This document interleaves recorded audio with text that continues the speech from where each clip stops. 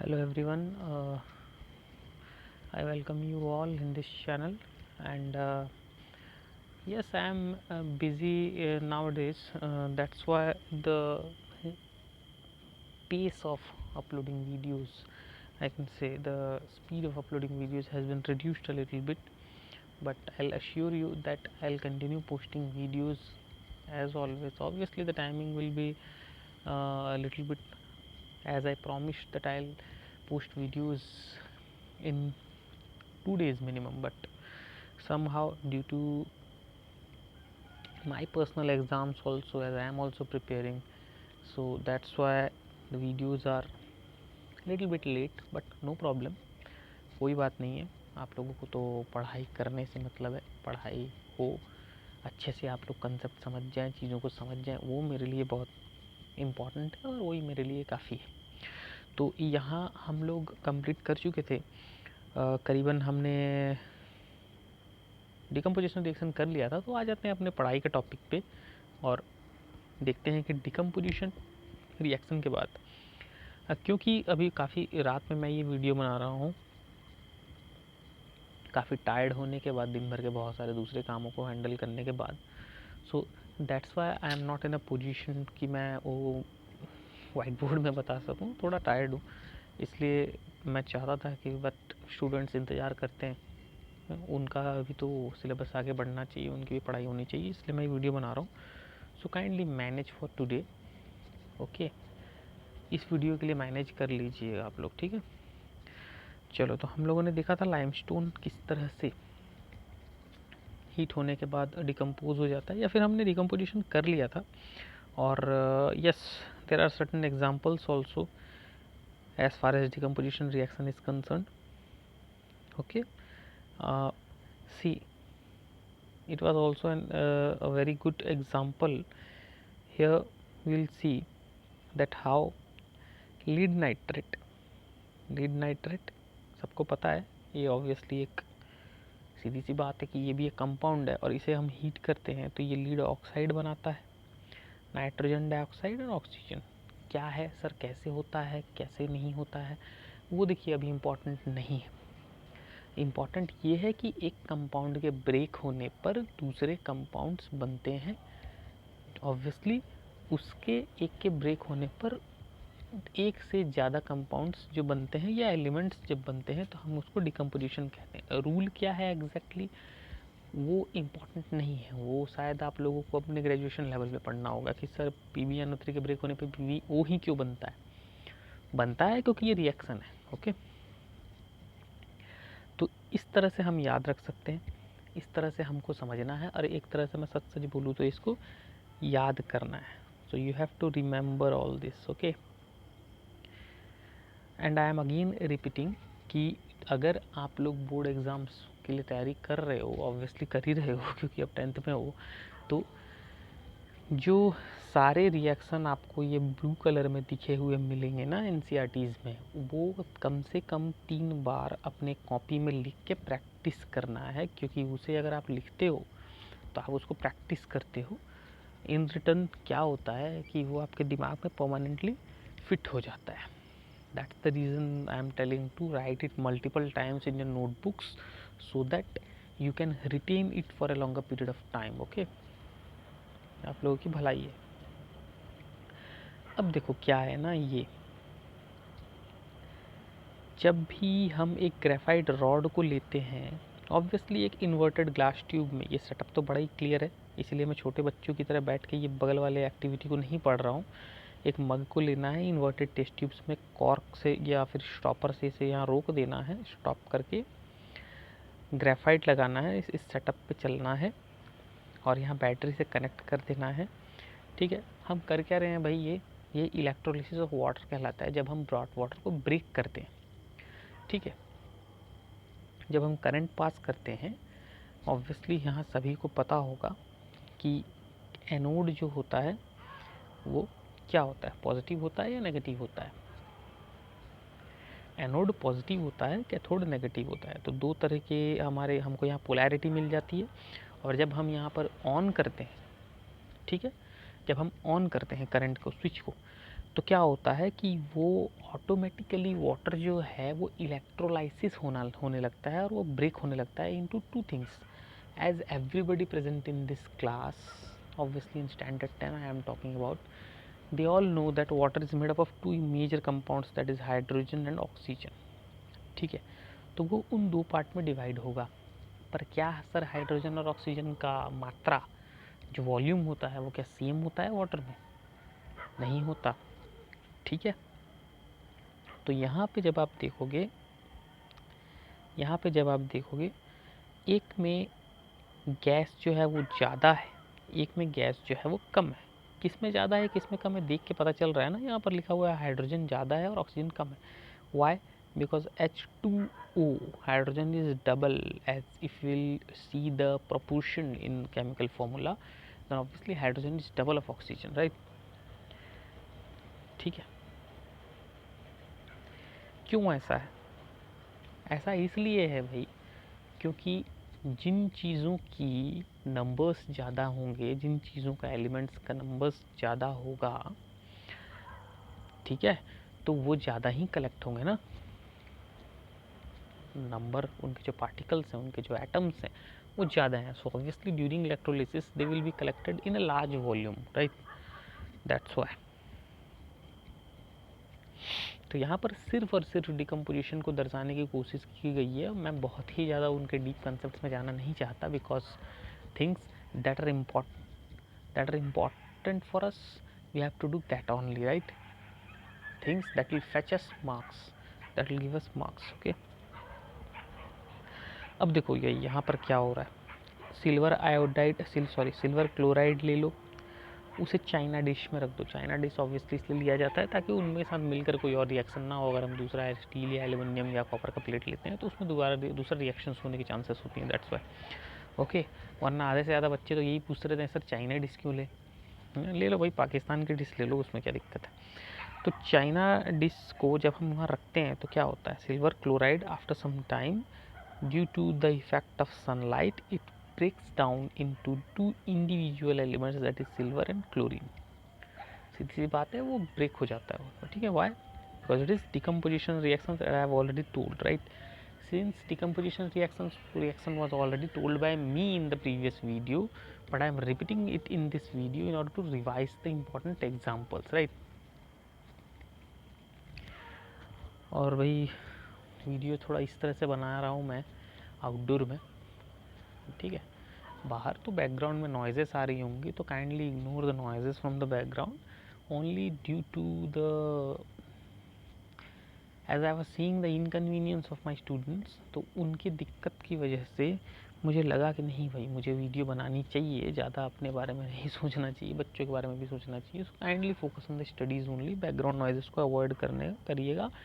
Sorry for the inconvenience from my side. Okay, तो देखो क्या होता है यहाँ पर. अगर हम किसी चीज़ को ब्रेक करते हैं ना, डिकम्पोज करते हैं, तो हमें हमेशा किसी चीज़ की ज़रूरत पड़ेगी. Obviously those things which require energy, which have energy, right?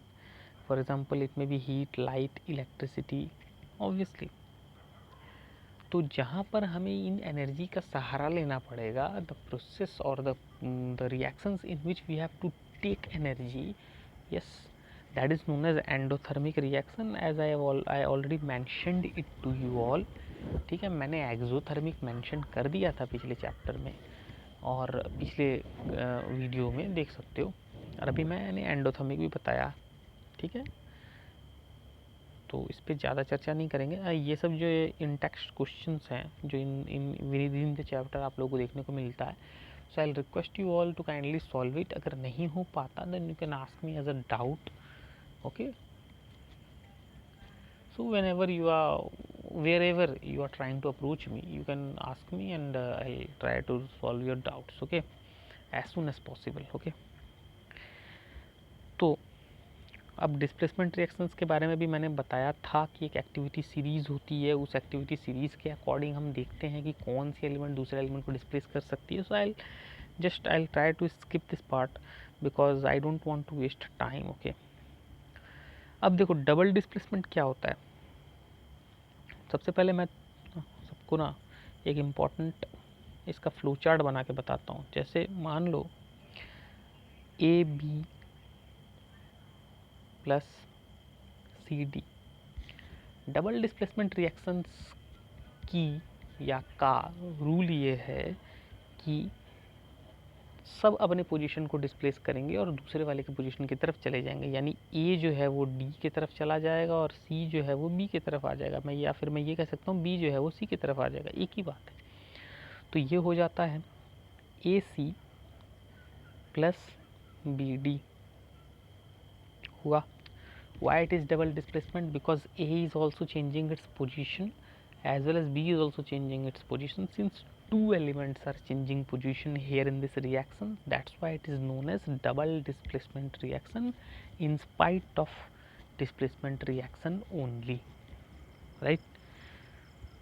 So if a child might ask, okay, a question might arise in their mind that, so what is the exact difference between displacement and double displacement reaction? So the exact difference is displacement reaction has only one element changing its position, whereas in double displacement reaction two elements are there changing their position respectively, right?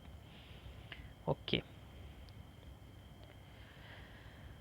ये तो बहुत ही simple सा question है। यहाँ जैसे देख सकते हो ना, सोडियम सल्फेट और बेरियम क्लोराइड जब रिएक्ट होंगे तो सोडियम क्लोराइड के पास आ जाएगा, बेरियम सल्फेट के पास चला जाएगा, देख रहे हो।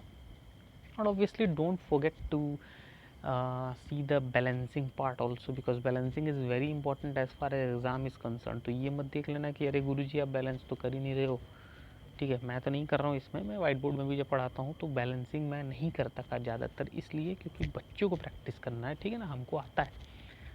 हमको आता है इसलिए तो पढ़ा रहे। ओके,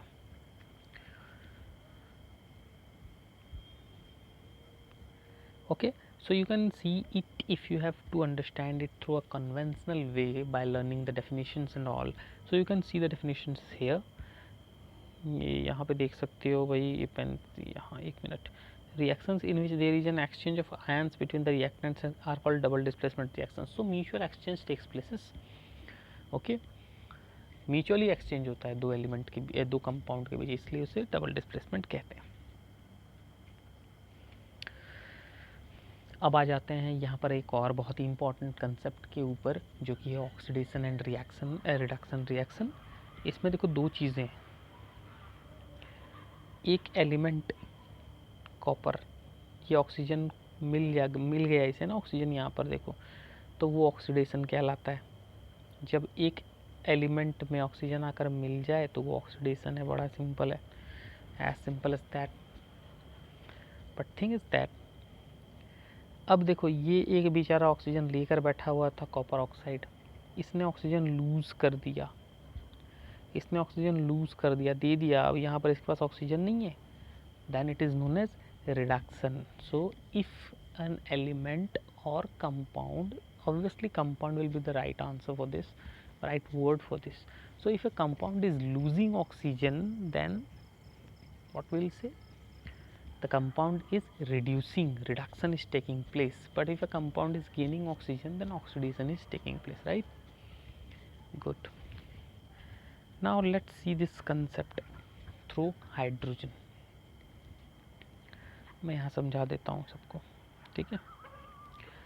अगर किसी कंपाउंड में, एक कंपाउंड है और वहाँ पर हाइड्रोजन ऐड हो जाता है ना, अगर किसी कंपाउंड में हाइड्रोजन ऐड हो जाए तो मैं ये कहूँगा कि उस कंपाउंड को रिडक्शन हो चुका है। हाइड्रोजन का ऐड होना वो भी रिडक्शन है, हाइड्रोजन का दूर जाना, ठीक है, वो ऑक्सीडेशन है। तो let's understand this again. Oxidation में क्या हो सकता है, ध्यान से समझना भाई, ये सब बहुत इंपॉर्टेंट चीज़ें हैं, ठीक है। ऑक्सीडेशन में प्लस ऑक्सीजन मतलब ऑक्सीजन का आना, और हाइड्रोजन का जाना, minus hydrogen, right. I hope it is clear, the symbolic method is good to, it helps a lot while remembering the concepts. अब देखो रिडक्शन में क्या हो सकता है, रिडक्शन में ये हो सकता है सर कि हमने ऑक्सीजन लूज कर लिया, या ये भी हो सकता है कि हमने हाइड्रोजन गेन कर लिया। तो losing oxygen and gaining hydrogen both are important things as far as oxidation and reduction is concerned. Okay, तो आप लोगों को ये चीज़ समझ में आ गई हो तो अच्छी बात है, वरना नोट कर लो इसे, ऐसे सिंबलिक मेथड में भी नोट कर सकते हो। It will be easier for you to remember. Okay, quite easier for you to remember, that's why I'm telling. Great. So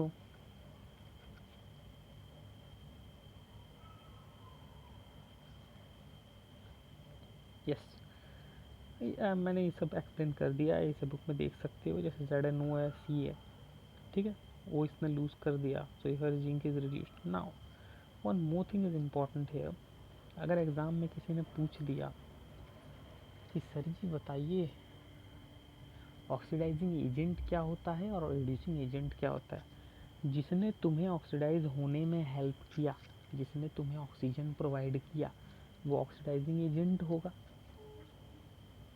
ये एग्जांपल ले लेते हैं क्योंकि सिंपल है तो समझने में आसान होगा। यहाँ देखो कॉपर ऑक्साइड था, इसके पास पहले से ऑक्सीजन था, हाइड्रोजन ने इसका एक ऑक्सीजन छीन लिया, तो ये hydrogen is a reducing agent. समझ में आ रहा है? पर अगर किसी एलिमेंट ने तुमको ऑक्सीजन या कंपाउंड ने तुमको ऑक्सीजन दिया, वो ऑक्सीडाइजिंग एजेंट। किसी ने ऑक्सीजन छीना, वो रिड्यूसिंग एजेंट। वही केस आएगा हाइड्रोजन के लिए भी। जिसने तुम्हारी ऑक्सीजन ली वो रिड्यूसिंग एजेंट, जिसने तुम्हें ऑक्सीजन दिया, कॉपर ऑक्साइड ने तुम्हें ऑक्सीजन दिया हाइड्रोजन को, तो कॉपर ऑक्साइड हाइड्रोजन के लिए ऑक्सीडाइजिंग एजेंट है। ठीक है, आ रही है बात समझ में? कई बार आप लोगों को ये टर्म भी देखने को बड़ा मिलता है कि रेडॉक्स रिएक्शन क्या होता है। रेडॉक्स का मतलब कुछ नहीं होता, ये आर ई उठाओ तो ये बन जाएगा reduction, R E D sorry, ये तीनों आर ई डी मतलब रिडक्शन, एंड ओ एक्स का मतलब क्या है, ऑक्सीडेशन। जिन रिएक्शन में दोनों हो, जिन रिएक्शन में दोनों हो उसे रेडॉक्स रिएक्शन कहा जाता है as a combined, right.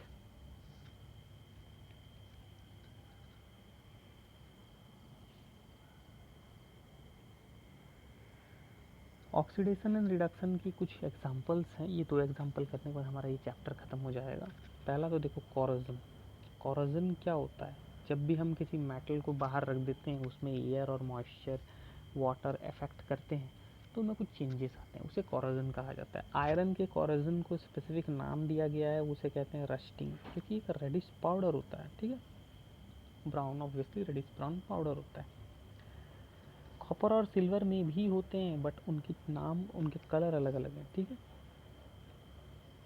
So when a metal is attacked by substance around its as moisture, acids, okay, air, then it is said to be corroded और कोरोजन टेक्स प्लेस। सिल्वर की corrosion की colour जो है वो black होती है, copper में green होती है, तो it purely depends upon the metal, right. Now what are the disadvantages of corrosion, what we are, why we are reading here. Corrosion damage करती है कार बॉडीज़ को, ब्रिजेस को, आयरन रेलिंग्स को, ships को।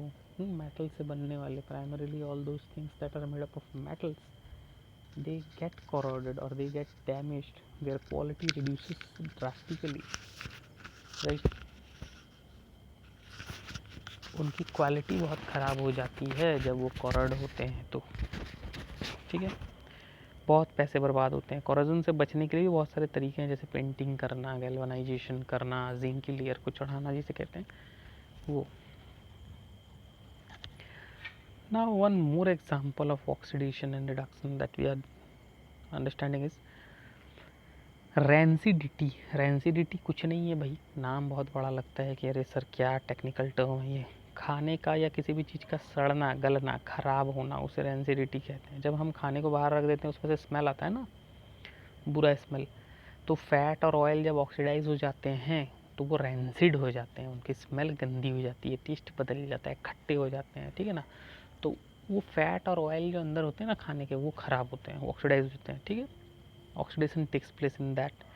तो हमें ऑयल को, food को हमेशा एयर टाइट कंटेनर्स में रखना चाहिए, रेफ्रिजरेट करके रखना चाहिए, ठीक है, ताकि वो ख़राब ना हो। जैसे हम चिप्स मिलता है ना हमें मार्केट में, कुछ मार्केट में तो अभी ये हालात हैं कि आप हवा खरीदने जाओ ना तो आपको 2-3 चिप्स फ्री में देते हैं उस पैकेट में।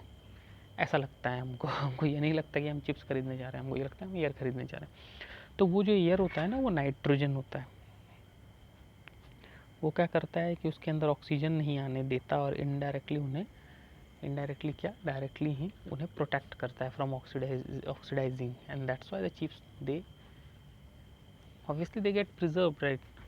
We can consume it for a longer period of time if it is obviously not stored. Chips के पैकेट को डैमेज ना किया जाए तो काफ़ी दिन तक स्टोर किया जा सकता है, बिकॉज उसमें ऑक्सीजन एंटर नहीं होने देते to prevent them from oxidation, right.